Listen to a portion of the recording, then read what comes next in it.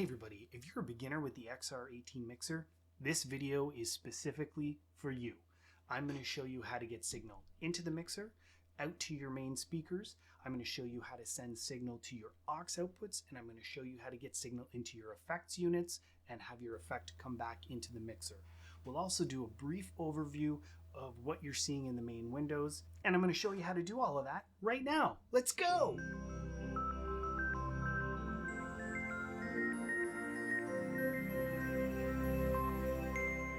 So for today's video, I'm only going to be using the Behringer Xr Edit software app to control this mixer. It's the default app for this, and though there are others you can use, specifically Mixing Station, what I'm going to say about that is this.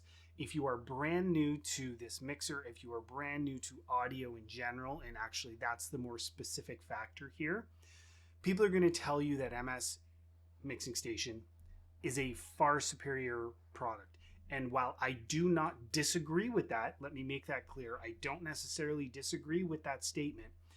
If you're new, I think you should learn the base app first. Mixing Station is amazing, and because it's fully customizable and because it covers multiple mixers out there in the world, it has a bit of a learning curve. And if you're brand new to this, you're learning where everything is, what things mean, what they do. It doesn't make sense to me for you to also learn a piece of software that has its own learning curve.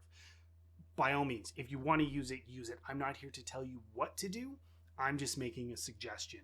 Focus on learning the console, and then you can focus on learning a new piece of software. I just wanted to point that out because Mixing Station gets pushed to a lot of people by a lot of other people. And it's amazing. I just think you need to learn the basics before you jump into something that's a little more advanced. So obviously the first thing you need to do is to be able to connect to your mixer. And you're going to need software to do that before you physically connect it. So you're going to go to Behringer.com and you're going to come to Downloads, and you're going to go to Mixers and then Digital Stage Box Mixers, choose your XR18 and then Software. Now we're focusing on PC today, but I am going to show you both an iPad connection and an Android tablet connection, just so you know how to make that initial handshake with your device so you can set up any specific network settings that you need to. So here under software, you can choose your operating system. Here's Windows, and you want the latest version of the XR Edit software, which is 1.8.1. If you're using an iPad, you don't get the software here on the Behringer site, you get it from the App Store. If you're using an Android tablet, you cannot find it currently in the Google Play Store, so you do have to get that software from here. And here is apps for Android, and you can see there's a few things here. MX Mix, Mixing Station, which I already talked about, and then Xr Mix Android APK. This is the one that you want. MX Mix, you might be tempted to download it, and if you want to, by all means do it, but it is not a fully functional app at the time of making this video. It is still in public beta, which it has been for quite some time, and we don't have a timeline as to when it's going to be fully functional, but there's still a lot of bugs to be worked out. They're still adding features, and currently you cannot change any of your setup settings or your network settings using MX Mix, and it's also very limited in terms of what you can do for actual mixing. So if you're going to download it just to have a look and see what the future will be, because this app will replace the XR Edit app in the future, but currently it's just there for you to test out and report bugs. So if you want to see it, great, but don't download it solely as your control app because it's not going to do what you need it to do. And now you need to decide how you're actually going to connect. Are you physically going to connect your mixer to your network with an Ethernet cable, or are you going to connect through the built-in Wi-Fi in the machine? At home, you can do either one, but I'll tell you this right now, right off the top. The built-in Wi-Fi is not acceptable for live use. You'll see some people who say they've had no problems with it and they've been using it for years, but those people have been incredibly lucky. The built-in Wi-Fi is notoriously weak, it's underpowered, and it's a 2.4 gigahertz connection, which is the most saturated band out there right now. If you try to use this in a live situation down the road, you will at some point find yourself unable to connect to the mixer. It's not a matter of if, it's a matter of when. So even when people tell you that they've had no issues, they are incredibly lucky, and they will at some point in a live situation lose control. So again, you can use that connection at home because it's fairly safe in a confined area without a whole lot of other people. I do recommend using the Ethernet method, but we will talk through the Wi-Fi method as well. So if you're going to use the Ethernet method, obviously the switch on the front needs to be switched over to Ethernet. And then obviously put in a cable connected to your home network. Assuming you have a router that hands out addresses, DHCP, your mixer will automatically pull an address from your system, and then it will be ready to go.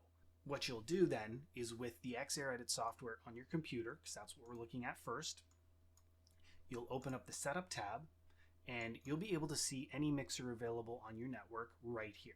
If it's not showing, you just have to wait for a minute or two, and then it should show up here. If you find that it's not showing up, you can toggle the switch on the front of the mixer. Take it off of Ethernet to either of the other two options, give it a second, and then put it back to Ethernet. Give it a minute and it should show up. Once you see it, if you have Auto Connect turned on, your software should automatically connect to the mixer. If not, you can highlight it in this window and then click Connect. It will transfer parameters. And actually, let me just point something out here.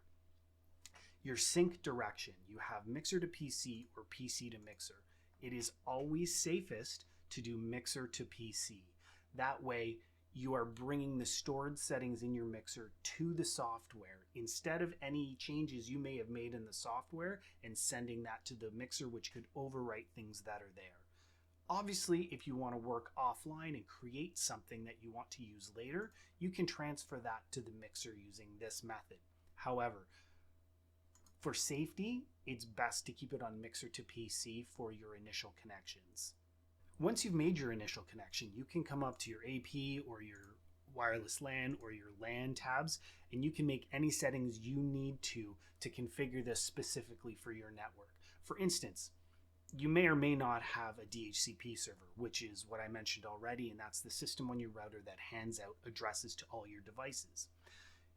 Regardless of whether you do or you don't, if you wanted to have a static IP, that means an IP address for this device that never changes, you can put it in here. Just make sure that you're basing the settings on what your network is. For instance, if you have a network where all your devices have an address that look like 192.168.0. whatever, you want to make sure your IP address follows that same configuration. So 192.168, oops, 192.168.0. whatever number is available. Also, you need to know what is and is not already on your network to avoid conflicts. If you put in a static address here that already belongs to another device, you will get a conflict and both devices will stop working. The next part is the subnet mask. Most consumer devices have a subnet mask of 255.255.255.0. And that is typically what you are going to put in. If you are not sure what your subnet mask is, it's almost assuredly this unless you have a professional router. But this is the typical setup that you're going to want to do. Your gateway, that's the address of your router, the router that's connected to the internet. If your IP address has a setup like this, 192.168.0, then your gateway will be 192.168.0.1. It will always be .1 for your router, unless you have a very specific setup. But if you have a very specific setup, you probably know all this already. Ideally, you're going to want to leave this on DHCP with none of this filled out and just let your system hand out an address to the device. If you want to connect your XR mixer wirelessly to your existing network instead of using an Ethernet cable, you can do that, but you have to set it up through an Ethernet connection first. So knowing that we just learned how to connect with an Ethernet cable, you can make that connection, but instead of changing anything under the LAN port, you can come up to the wireless LAN. Now, for security, you need to know what your home network uses. It's probably going to be WPA or WPA2. If you're not sure, you'll have to look into your router to see what the settings are. I'm going to assume that it's WPA2, or it could even be WPA3, but 2 should be compatible with a router that has 3. What you're going to do is type in the SSID. So that's the name of your home wireless network. I happen to know that mine is this.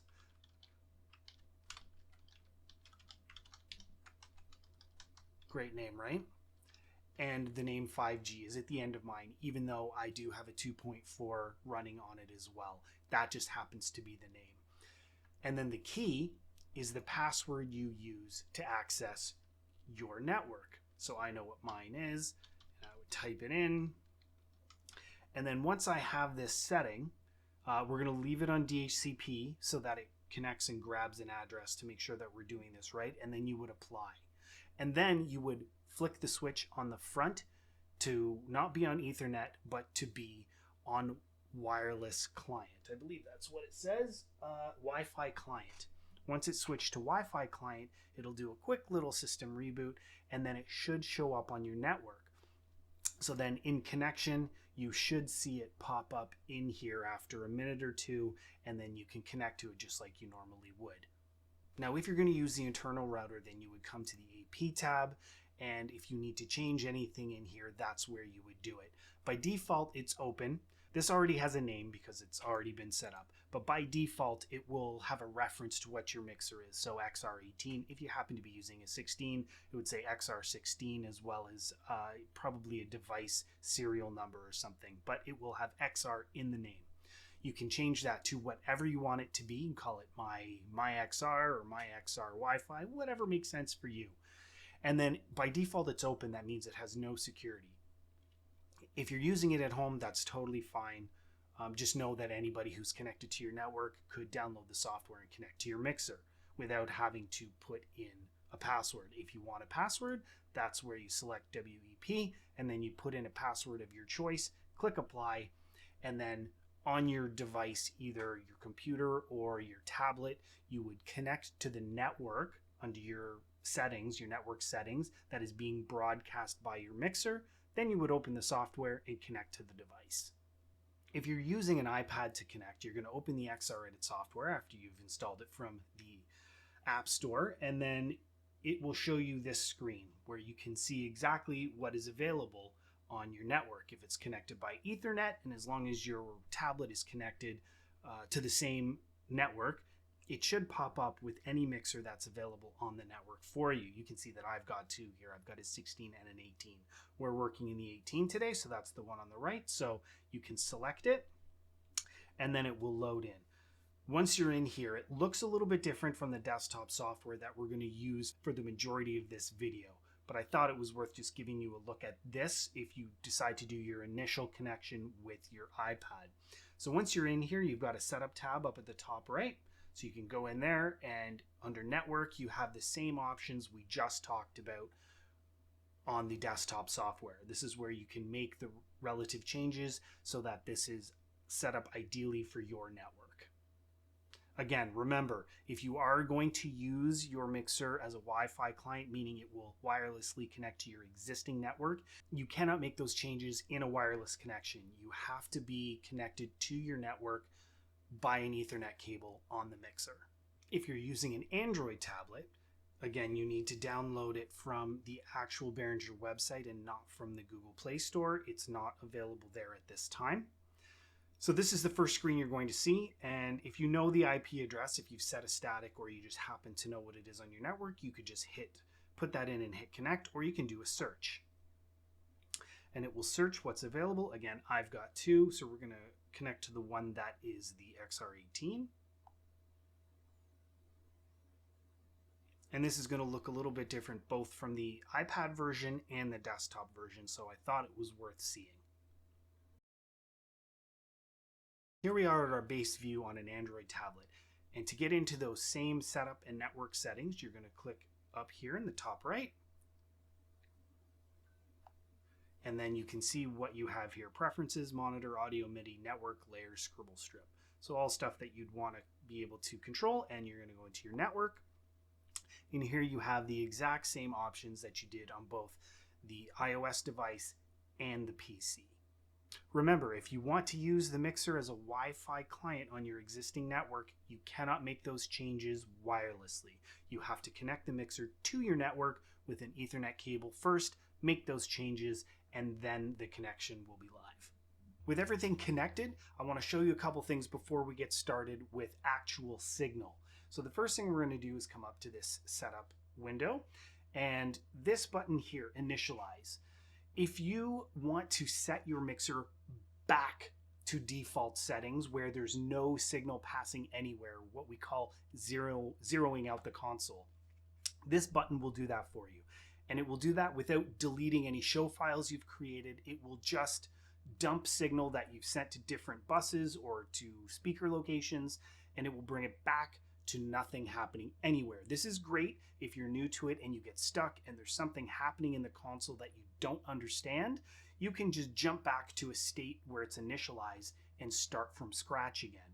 So we're going to do this right now just so you can see it happen. Let's click initialize and click OK. It's going to initialize all the settings, and then it will transfer the parameters, and anything that was going anywhere has been removed. So with this initialized, I want to show you the next step that I think is important. We're going to go to snapshots here. This is where you can save your shows. So with a brand new initialized state, I'm going to create a new show file. And that show file I'm only going to use as an initialized show file, meaning I'm not going to actually use that one to build anything. I'm just going to use it as a recall so that I always have an initialized state to jump back to without having to do the initialize again if I don't want to. I just think it's nice to have one waiting in the wings just in case. Normally, I would put this down at the end, but there's already something there. So I'm just going to click into a random location here. I've chosen 10, and I'm going to give this a name. Right now I've got it named as Reset Mixer. You can name it as Initialize. Name it whatever makes sense to you, but we're going to go with Reset Mixer for right now. So with the name there and with the slot chosen, I'm going to hit Save. And there it goes. You can see the name there. So now I have a show file that I can quickly load with nothing happening in it, so I can start from scratch. If I load something else, you'll see there's information here. There's things being sent to buses, things being sent to effects. I'm now going to recall our initialized one. So let's load it, and there you go. So we have back to basics, ready to start from scratch. Then what I would do is I would take this and save it in a new location where I'm actually going to build a show, and I would give it a name of whatever it is I'm going to do. Because I'm working in my house right now, I'm going to call this my home mix. So let's call it home mix, and I'm going to save it here. And there you go, home mix. So this home mix has nothing happening in it because it was created off of the Reset Mixer initialized state. This is just a blank one that I'm now going to use to keep all my updated settings in. And I'll come in here every once in a while and I will save again to this location when I've made big changes. This mixer will hold your settings for you, but I just find it good practice to go in and save so that I know my most recent changes are reflected and are being stored correctly. So we can go out of here now. So very quickly, let's just talk about what we're seeing in this window. We're on the Mixer tab right now, and this gives you an overview of everything happening on every channel in the mixer. If you click on the Channel tab, this has settings and parameters that are specific to the channel that you are working on. It gives you an overview of all the things related to that specific channel. So your input settings, your gate settings, your EQ settings, your compressor settings, and all your send settings, and also what's happening in the mains. A lot of these will be broken out in the other tabs, and you'll see that as we move along. So this is your channel specific overview. Then you have the Input tab, which only gives you the settings for this specific input that we're looking at. This is a channel strip, but this could be any input. You can see we have a drop down here that allows us to change from using the physical input number 1 to any other input we want. It's just worth mentioning. A channel strip, so the fader does not have to be in line with the physical input. So this is channel strip 1, but it does not have to be physical input 1, just like channel strip 5 does not have to be input 5. It can be any input you want. So these are the input specific settings. And you can see if we jump back to the channel, that's these settings right here. It's just broken out a little bit more into this input tab. Then we have our gate view, which is just our noise gate. Our EQ tab, which of course is the EQ for this specific channel, the compressor for this specific channel, and all the sends for this specific channel. So this is how you can get signal to some of your other destinations, like your aux outputs, which are also called your buses 1 through 6, or your effect units. The effect buses 1, 2, 3, 4 are here, and you can send signal for them right here as well. This is your main tab, so this tells you what's happening with this channel in the main left and right mix. This is worth noting, this main stereo left right button here. If I don't want this channel to go to the main left right mix, I can turn it off. So you might ask why that's important. Well, let's just say, for instance, you have a click track for all the musicians to hear, and you have that plugged into this input or on this channel strip. You want that to be able to exist in the mixer so you can send it to some of your other locations, like your aux outputs for the musicians, but you probably don't want that going into the main house mix. Now, of course, you could just leave the fader down, but if you want to make sure that it never goes to the main left right, no matter what you're doing with your fader, you can just, boom, turn it off, and then it will never go to the main left right mix. Turn it back on, it's in the mix. Just very good to know. This is also a panner, which you also have here on the mixer window. Same thing right here. And if you double click, so you can drag it wherever you want, and if you double click, it'll go back to 0. Same thing here on the main tab. If I double click, it'll go back to 0. This is your effects tab, which has your 4 effect slots, and you can change each one of these into whatever effect you want out of what is listed. And then of course you have your meter tab, which shows you the level of inputs and outputs for your whole mixer and what's happening at a glance. Now that we've looked at all these views, let's jump back to the mixer and just start here from scratch.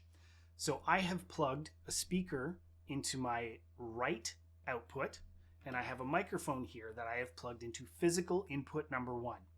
Now, by default, that shows up here in channel strip 1, but as I showed you, we can change this to be any input we want. I'm not going to change it right now. We're going to leave it at input 1. So, looking at either the channel tab or the input tab, we need to set some gain for our microphone. So I'm going to bring this up, and as I bring it up, you can see we're starting to show level on our meter. That's great. So with signal coming into the console from this microphone, you'd think, can I just raise this fader and we'll hear it? Well, let's try. Let's bring it up. Check, check, 1, 2. I'm not hearing it because over here, your main left right master fader is down. So we have to bring this up. Check, 1, 2, check, 1, 2. And as soon as we start to bring it up, you'll hear signal. Getting signal into the mixer and then out to your main left-right speakers is that easy. You plug it in, you raise the gain to an appropriate level, and then you want to make sure your master is up, and then you can bring up the level slowly of your input until it reaches the level that you think is appropriate for your mix. Check, 1, 2, check, 1, 2, check, 1, 2. There you go. Okay, I'm going to bring this down, and I'm going to bring this down.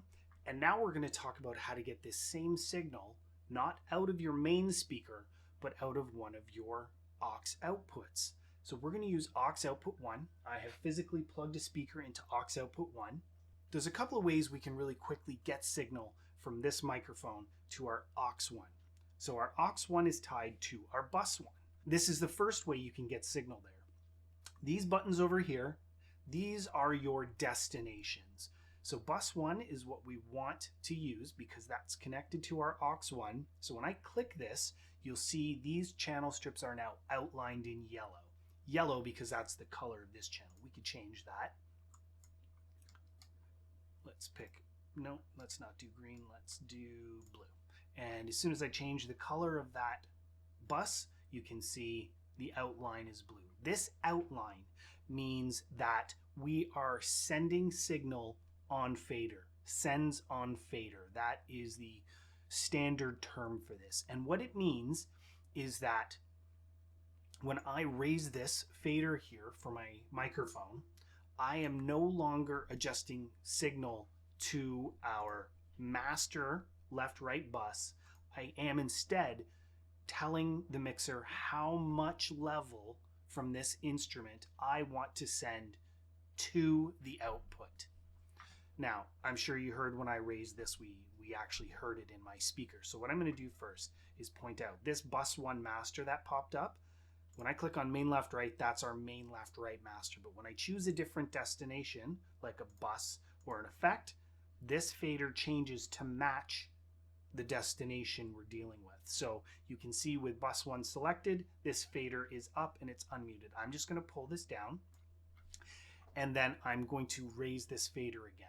So I'm going to bring it up to about unity, which is 0 right here.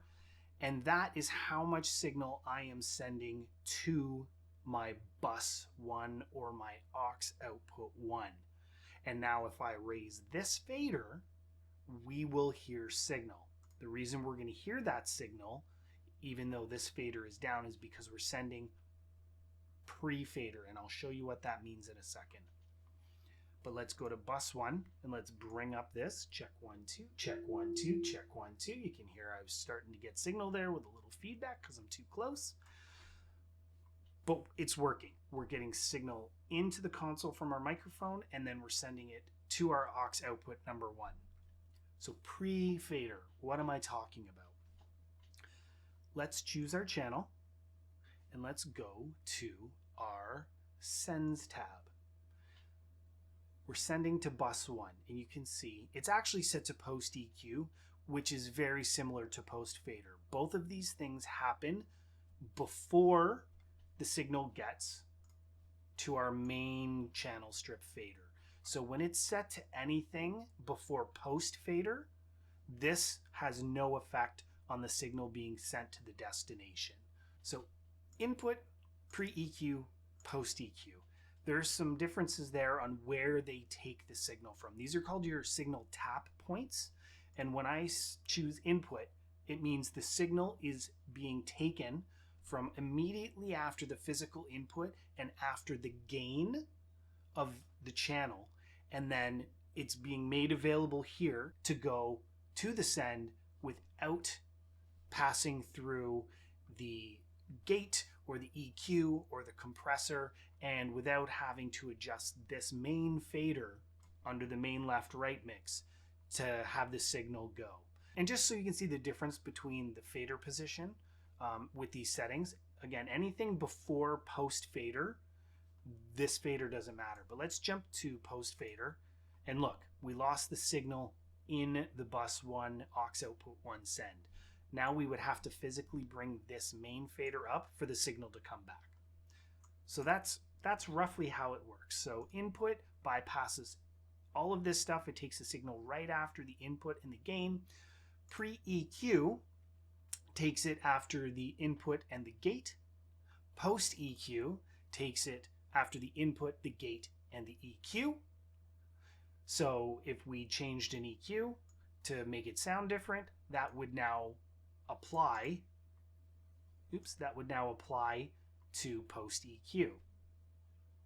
Pre-fader gives you all your normal chain here, so you also get the compressor in there. So you get input, gate, EQ, compressor, and then it goes out to the bus before this fader is used. Then of course post fader, you now have to adjust this fader.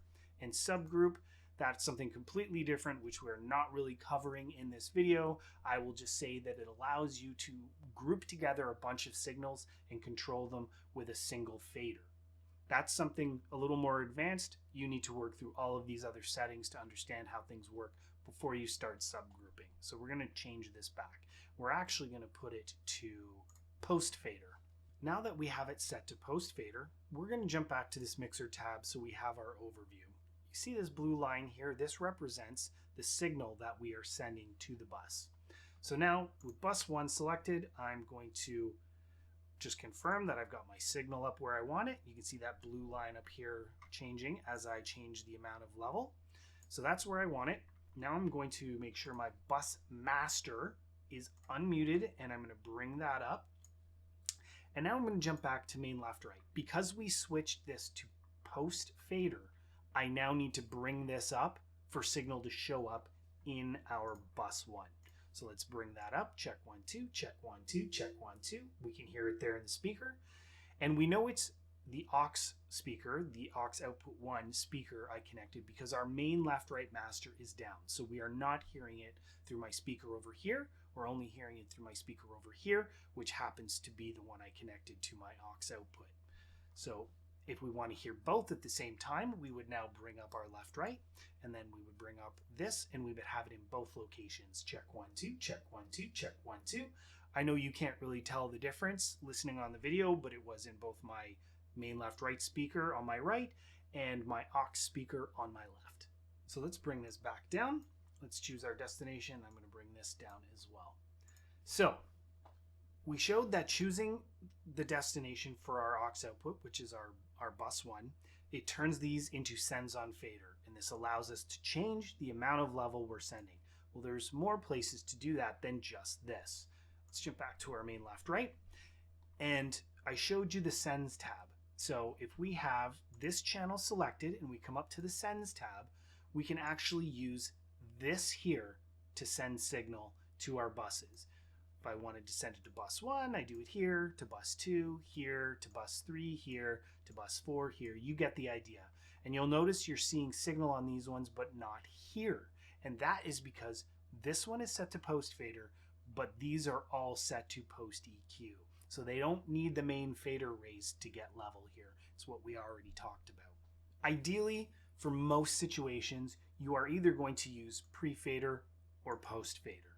As you get a little more in-depth with the console and understand what you're doing more, these will start to make more sense to you based on what you might be doing. But for the time being, just use pre-fader and post-fader to get the feeling of being able to do things before or after this fader. Ideally, when you're sending something to a bus for let's say a stage monitor, what you're going to want to do is have it set to pre-fader as I had it in the previous demonstration.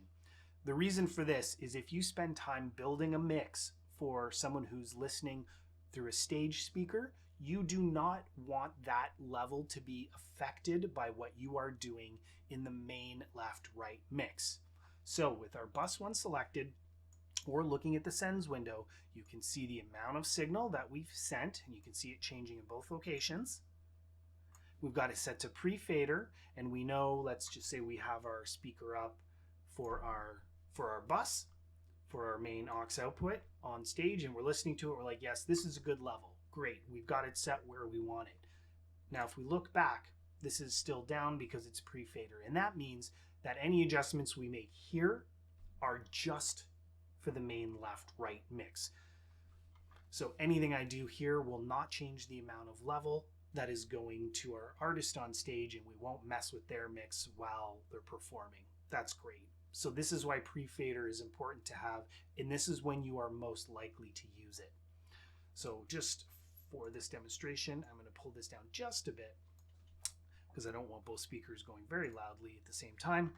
So you can tell, check, check, check, if I get close, it's still happening in my speaker for stage, and that's what we want set. And now if I bring up my main left right, it's not there. What we did for the monitor on stage has no effect on my main left right output, but now I can mix this for my main house mix under my main left right and using this fader, and you can hear there's a significant difference in volume.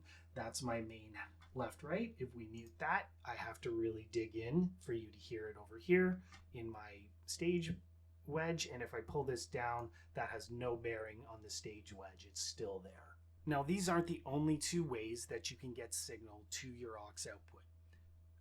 My suggestion would be just choose one, the one that you find the easiest, but I'm going to show you everything. So we looked at this window here, the sends tab. We also know that we can do sends on fader. I'm going to leave this highlighted, but you can also select your channel and go to the mixer tab, and you can see your levels here. Well, I can actually grab these and modify them on any channel.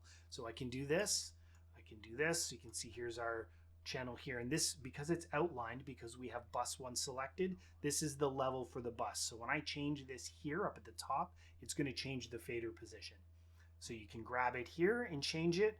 So that's really handy if you're doing things on the fly, but you don't want to actually select your bus. If you're mixing something and you're busy and you just want to quickly grab something, you can just grab it on any channel and bring it up on any of the buses. Very simple to do. And there is yet another place you can change this. You can go into the channel tab. So whatever you have selected, the channel tab, you can also see the buses here over in the overview. So it's the same thing you're seeing if you go to the sends window. It's just laid out differently because this is a full channel overview. And I can grab these just like I could grab them on the mixer tab and adjust my level on the fly. Let's choose this again so you can see this change in real time. And there we go. You can see that changing. So all of these are just different ways to do the exact same thing.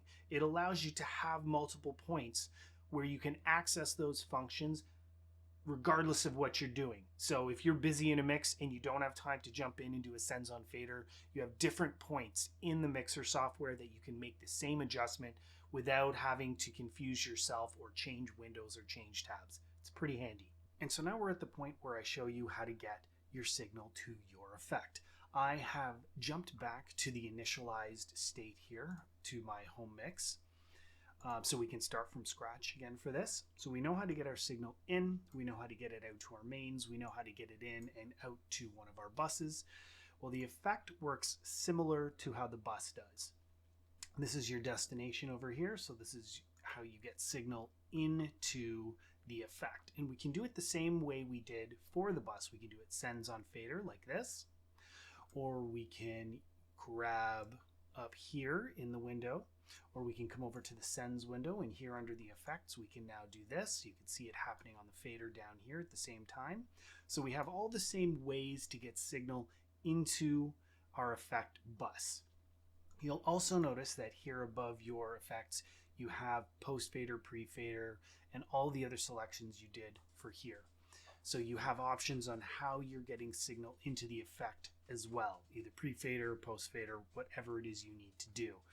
Again, I suggest only sticking to pre-fader and post-fader until you really get a handle on what these things are doing, and then you can decide on what to use based on your desired outcome. So we have our microphone. If we look at our input, we can set our gain to a realistic level. We have it coming in to our mixer and going out on our left-right. Now let's choose our bus for our effect, and we're using effect 1, so I'm going to bring this level up. We are going post fader for this effect. Because we're going post fader, that means we now need to bring this fader up in our main mix, which we already have up, and we should be sending signal into our effect unit. Let's look at the effects tab. There's nothing here.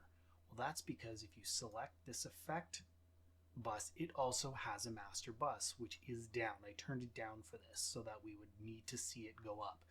I'm going to bring this up, and we're both seeing and hearing signal. I'm going to bring this down.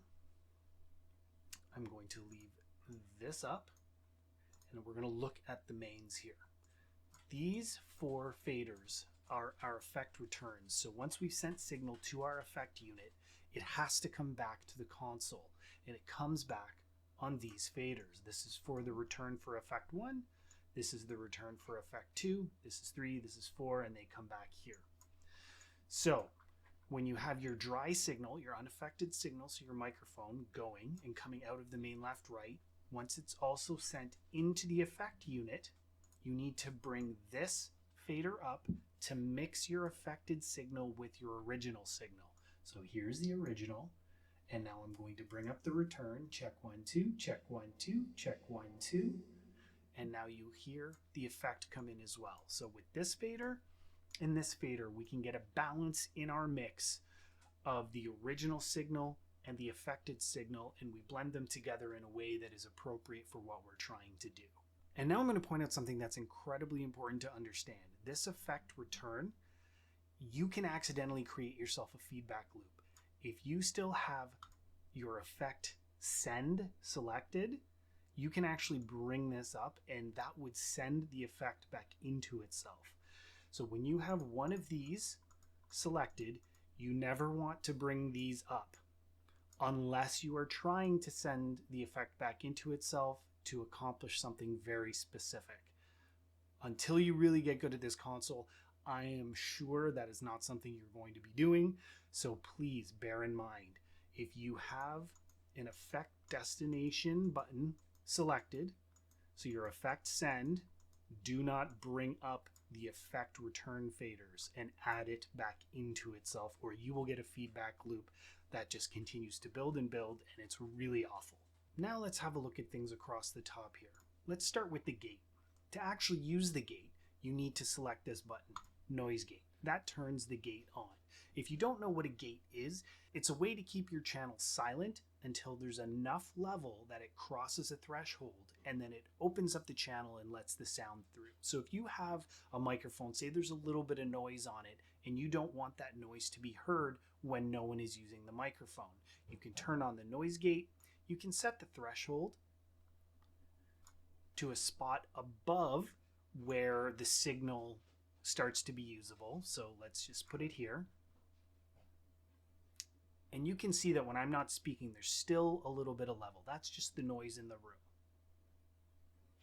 So with my threshold here set above that low level noise, you can see that there's also a gain reduction signal that shows up here. And that shows you that it is actually pushing down the noise of the channel. And because I have the range all the way up, it's going to push it down to 60 decibels. So in essence, it's infinity. You would never hear it. And you can see that happen right now when I stop speaking. There you go. It silences the channel so that we don't hear that low level noise. But as soon as I speak, my signal crosses the threshold and then it opens the channel and allows this signal through for you to hear. And you have a whole bunch of other settings here that you can use. We're not going to get into those. I just want you to know how to turn this on and to set your threshold. The rest is here for you to experiment with until you find something that works for you, or at least understand how the rest of the settings work. So let's turn that off. Let's look at the EQ tab now. You do have to turn the EQ on if it's not on already, and that is this button here. When it's gray, it's off. When it's blue, it's on. So once you turn this on, I'm actually going to give you some signal here. Now you can make changes here that will affect how the microphone sounds. So you can probably hear it changing. Whoops, there's some feedback. You can hear it changing in real time while I make adjustments here. Check, check, check, 1, 2, check, 1, 2, check, 1, 2.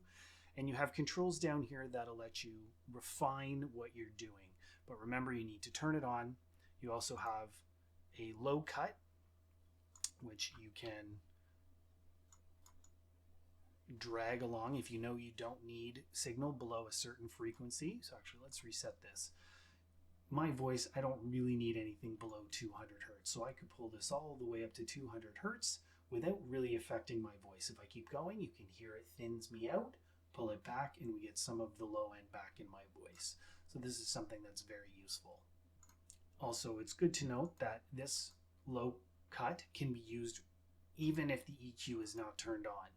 So EQ is technically off, but this is on, and I can drag it and use it, and we do hear it making a change, even though the EQ itself is turned off, so you can use them separately. Now let's look at the compressor. The compressor works in a similar way to the gate. You turn it on here, and you have a threshold. However, the difference here is that instead of keeping the channel closed until your signal passes the threshold, the channel is normal. And what happens is this signal, once it passes the threshold, this system will start to compress it. So it will bring the top level of it down. It's a way to take a really dynamic signal and squash it down to something that's less dynamic. And by dynamic, I mean the difference between the quietest and the loudest sound. That is essentially what a compressor does. So you can mess with these settings and experiment and figure out how they all work. Well, we did it. We're at the end. That was a really long video, so I want to thank you for sticking around all the way to the end with me. I hope you found this interesting, entertaining, or educational. And if you found it any of those three things, please be sure to like and share and subscribe. You can check us out on Patreon, or you can even join the channel down below or do a super thanks down below if anything we do here on this channel is useful to you. Until we see you next time, thanks for watching here on Quickies. Bye, everybody.